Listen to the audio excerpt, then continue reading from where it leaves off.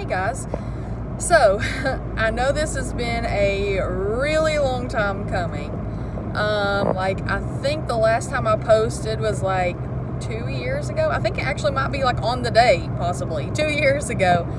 So, I wanted to finally give you all an update. I know several people have asked after my last video, and I never posted again since I basically fell off the planet, but I didn't. I do want to give you an update as to what has been going on in the past couple of years, and then I want to actually start doing this again because I've missed it and I really enjoy it.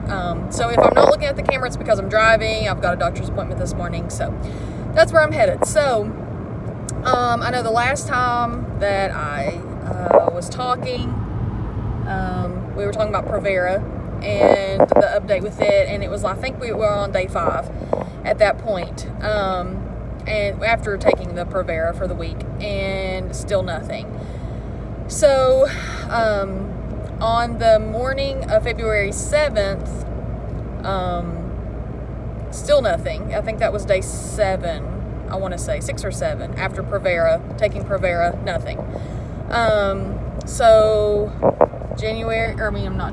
February 7th, I woke up and I was like, this is really odd. I feel like I should have started by now. I had taken Provera before, once, but I had taken it before, like maybe a year or two prior, 2 years maybe prior to it, and I had started like within a week, and so I was pretty curious as to why I had not started. And I thought, well, my body is different than I'm sure it was 2 years ago even, so, who knows. So I just got to thinking, I just felt like God was telling me, like, take a pregnancy test, and I was like, okay, what if I'm pregnant and I just don't know? Like, that would be crazy, but, sure. So I took a pregnancy test that morning, and sure enough, I was pregnant. And all I can say is that was definitely a God thing, because I had prayed that God not allow me to take Clomid again. I had taken Clomid once before, and I felt very anxious on it. I felt very just made me feel really weird, and so I really didn't want to take it again, even though I was going to, because I wanted a baby so bad, because I was going to take it after I'd started my period. And so I was pregnant, and so February 7th, 2019, I found out I was pregnant, and of course, obviously, I didn't have to take anything else, and just fast forwarding through the pregnancy, I'll try to go as quick as I can. We found out on the 7th. I took 4 pregnancy tests that day because my mind was blown. Called my doctor, got blood work. I was definitely pregnant. I had to go every 2 days to make sure the numbers were going, the HCG numbers, I believe it was, were going up and at least doubling or whatever it was they had to do. They were. So that next week I had my first ultrasound, which they had to do vaginally because I was so early.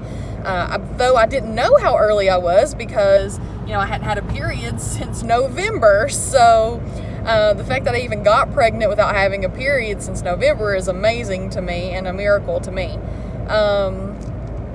So I had my first ultrasound and they said I was 5 weeks. So I'm figuring up I probably found out I was pregnant around 4 weeks.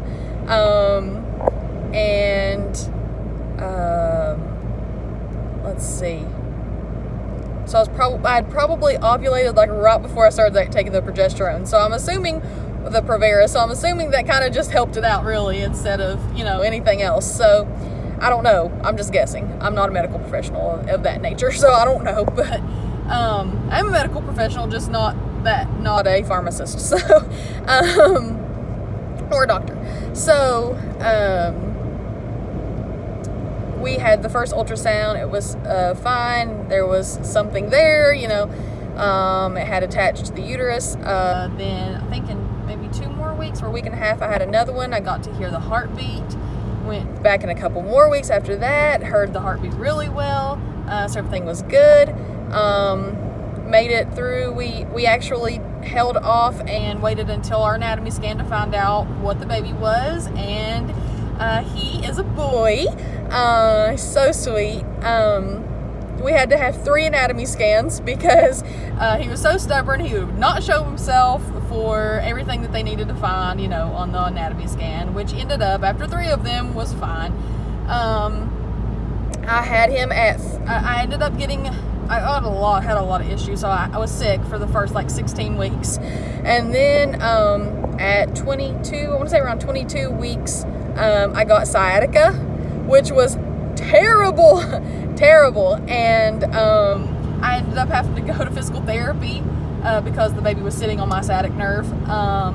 So I ended up also, because I was a compounding pharmacy technician, make IVs for a living, and I actually had to go to a desk job because I couldn't stand all day. So thankfully my work was gracious enough to do that for me. And I had to finish out doing a desk job the rest of my pregnancy.